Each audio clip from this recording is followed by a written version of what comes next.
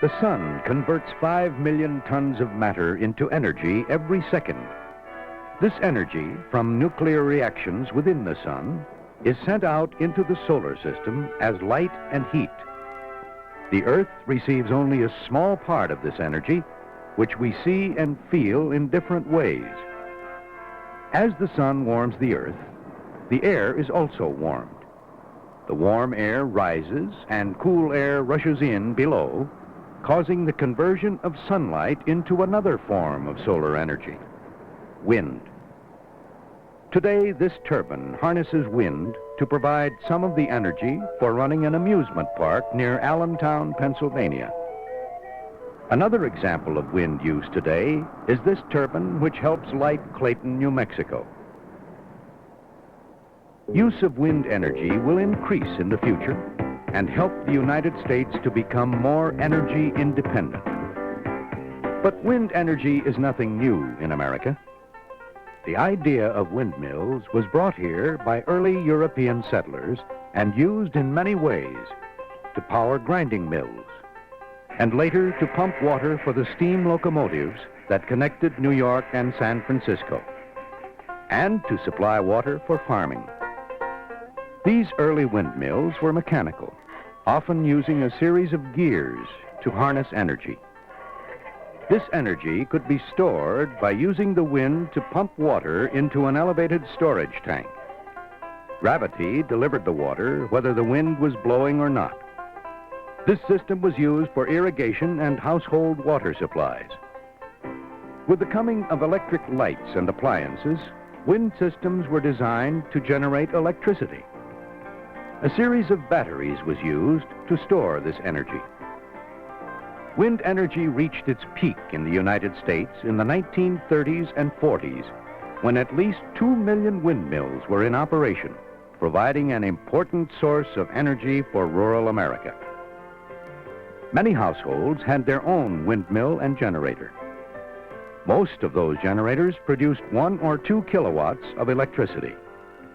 A kilowatt is 1,000 watts and can light 10 100-watt light bulbs.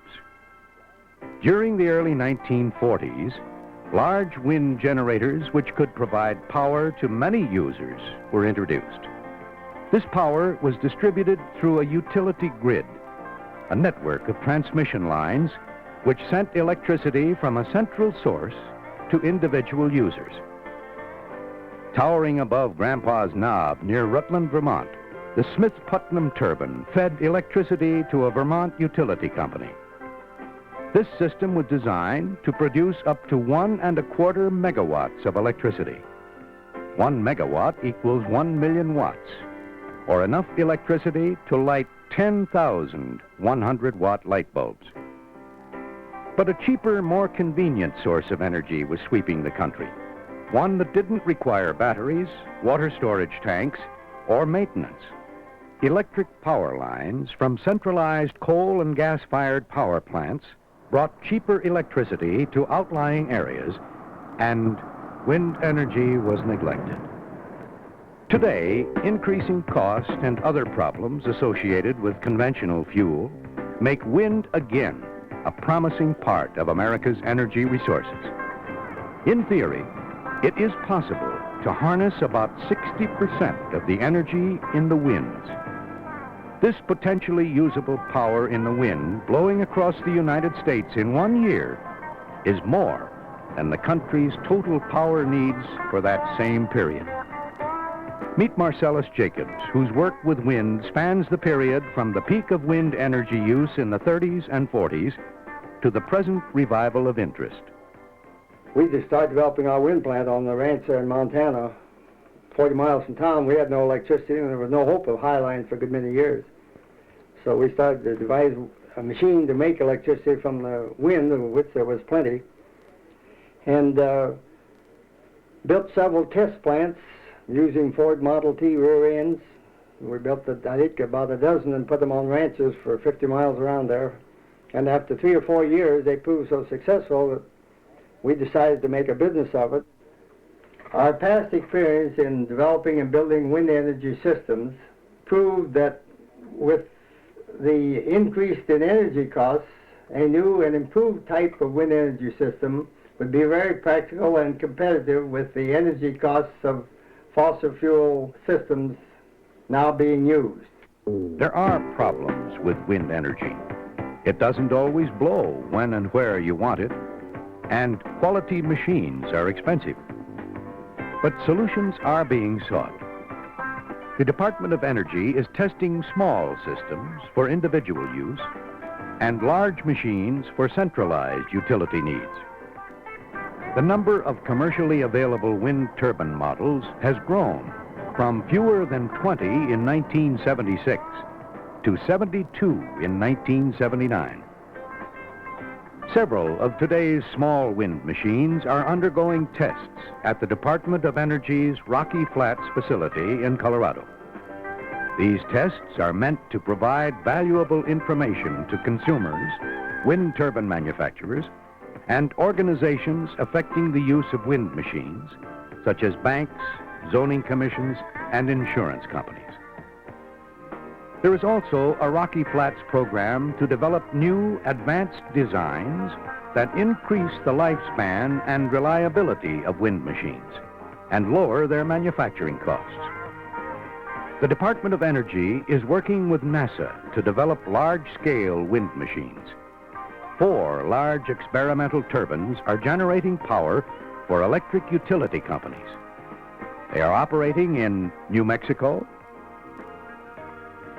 Puerto Rico, Rhode Island, and North Carolina.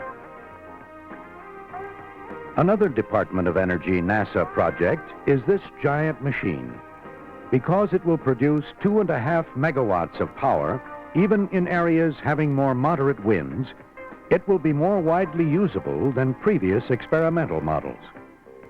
Private industry is also designing and building large-scale machines. On Cuttyhunk Island, Massachusetts, the municipal utility has lowered its fossil fuel use by replacing some diesel-generated electricity with wind power.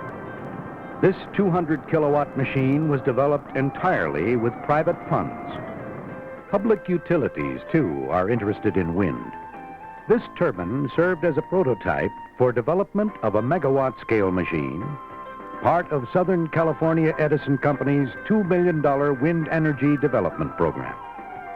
Much is being done to develop cost-effective, reliable equipment. But what about the need for storing excess power for low wind periods? Batteries work in some cases, but today another option exists.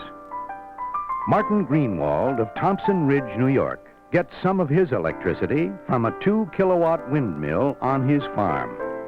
The Greenwalds use what energy they need, and any excess generated by the windmill is fed into the utility grid, building up a credit on their account. A similar situation exists in another part of New York, New York City.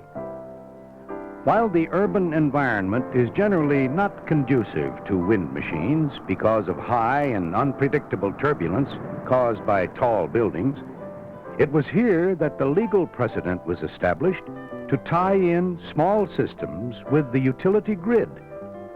Ted Finch, wind energy engineer, explains the importance of this action. We established the right for people to produce power from decentralized wind systems and interconnect that wind energy conversion system with the utility company. Now that's an important precedent. It's much more expensive with small wind energy conversion systems to have battery storage.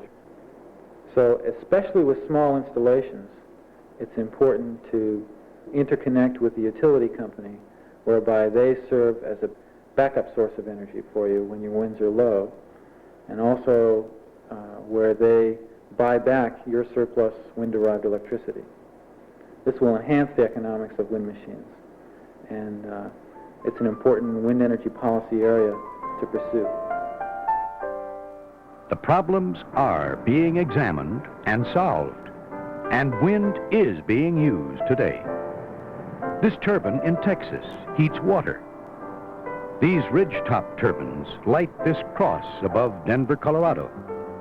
And this egg beater turbine, a joint Department of Energy and U.S. Department of Agriculture research project, supplies energy for irrigation near Garden City, Kansas.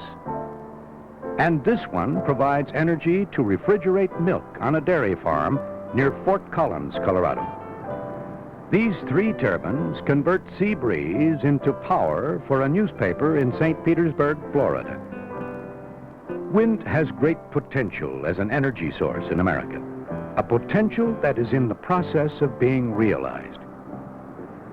As manufacturing costs decrease with mass production, as new technology and stronger and lighter materials are developed, and as the cost of conventional energy continues to rise, wind energy will find an even more important place under the sun.